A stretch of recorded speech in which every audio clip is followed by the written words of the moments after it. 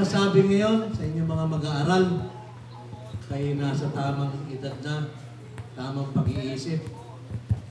Lagi niyo lang po tatandaan, ang ating mga magulang ay nagpapatulo ng pawis. Ang gabi ginagawang araw para maitaguyod po ang inyong pag-aaral.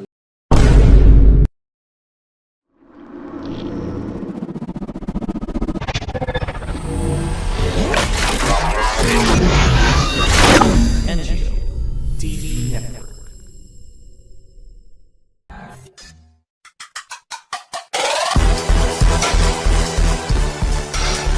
CDC Ladybugs.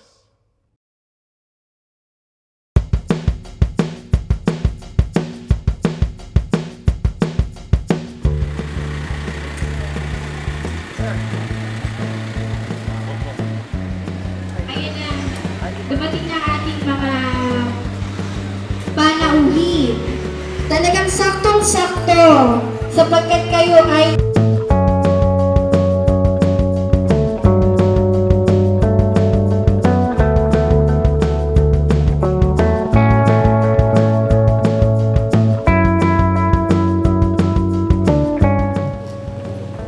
Magandang hapon po sa inyo lahat.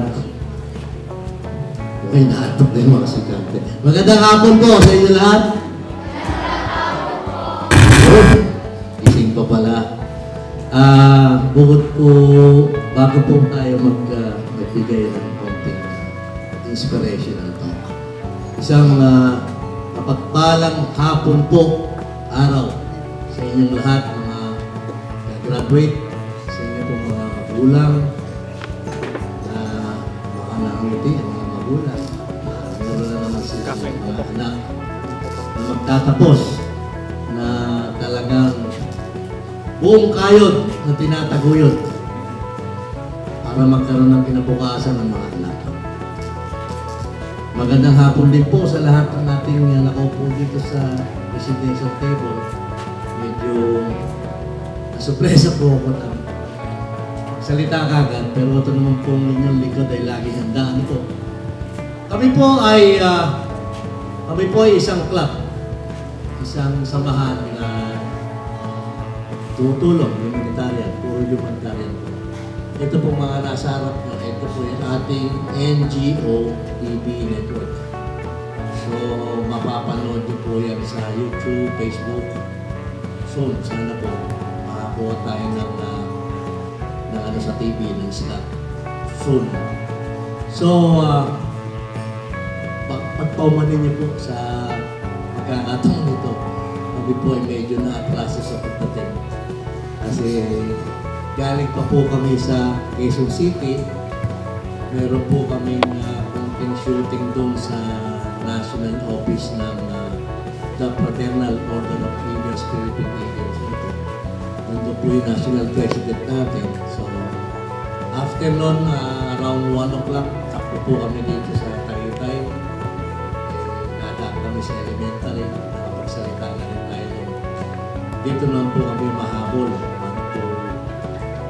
Buti na lang umabot po sa integration. Nagbigay po sa amin ng paulak ang isa sa mga kagawad na barangay. Ang una po nilang nabanggit ay ang elementary sa paglagay ng signage sa kaliwa at kanan ng National Road. So yung po ang pinugunan na po natin, inaward na po natin kanina. Meron din po silang hiniling na yung pong gilid ng kanal na nakabutang-tang na posibilidad may mahulog ng mga bata. Natugunan na rin po natin. Pangatlo po kahilingan nila ay magkaroon ng maliwanag na pedestrian lane, yung National Road. Bukas pangalawa po, makikita niyo po, tinugunan na rin natin ngayon. Tinapos na po natin yung tatlo na kahilingan para po magkaroon ng pedestrian lane. Noong kami po inapasyal, isang linggo, si Kagawad, bumulong muli sa akin. Sabi niya, sir, baka pwede naman magawa yung mabok ng library ng high school namin. Pag daw umuulan, tumutulog. So, hiningi ko na rin pong sukat nung ilang yero po yung kailangan niyo doon sa library. Bigyan niyo lang po ako ng, kasi nagkataon lang po na nung araw na pasel namin dito, eh, sunod-sunod yung naging kailangan. Hindi po natin na-spread sa ibang agila.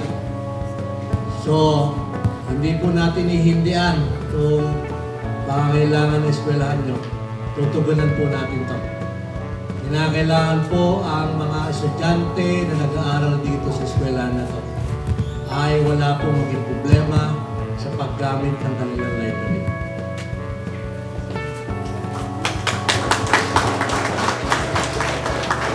Wala po ako masasabi ngayon sa inyong mga mag-aaral. Kayo nasa tamang edad na, tamang pag-iisip. Lagi nyo lang po tatandaan, ang ating mga magulang ay nagpapatulo ng pawis. Ang gabi ginagawang araw para maitaguyod po ang inyong pag-aaral. Isa lang po ang gusto kong ibilin sa mga tatapos ngayong hapon.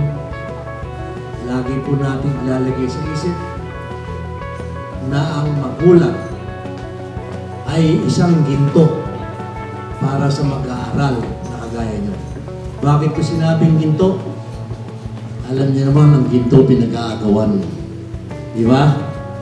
So, ang mga magulang natin ay isang ginto na kailangan natin pagyamanin dahil sila ang magbibigay sa inyo hanggang magkaroon kayo ng tamang alaman, tamang taon, tamang landas na tatahakin nyo simula ngayon sa inyong pagtatapos. Marami pa kayong dadaanang mga taon upang ipakita, upang sabihin sa inyong mga magulang, Inay, Inay, Mama, Nanay, eto na po ako. Ito na po yung pinagpaguran nyo.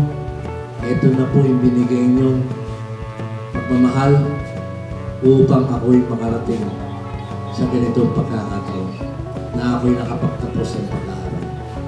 So muli mga mag-aaral, mga estudyante, mga magulang lalo, ino-congratulate ko po kayo. Dahil po nairaos nyo na naman ang isang taon para sa kinabukasan ng inyong mga anak. At kayo mga mag-aaral, ipagpatuloy nyo ang tunay na dahilan kung bakit po kayo nasa silid-aralan. Isa lang po masasabi ko, kung bakit tayo nasa loob ng silid-aralan, magkaroon ng tamang pag-aaral tungo sa inyong ikabubuhay. Magandang hapon po sa inyo lahat.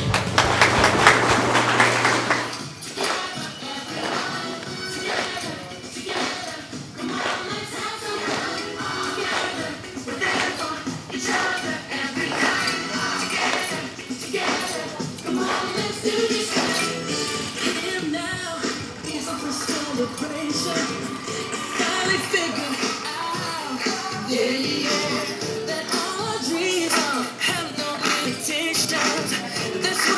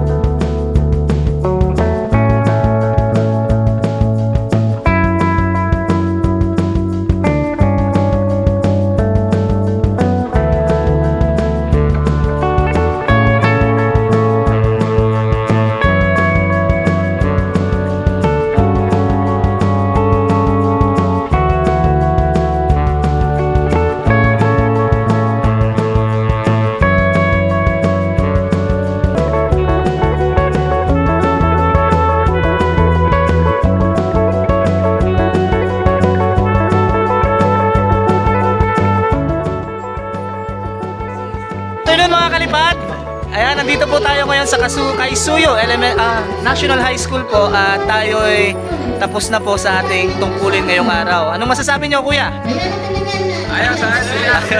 Ayos.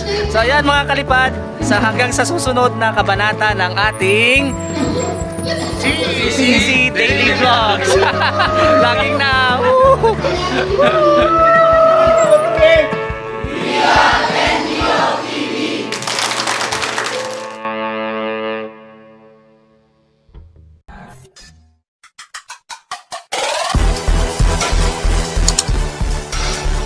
CC Lady Vlogs.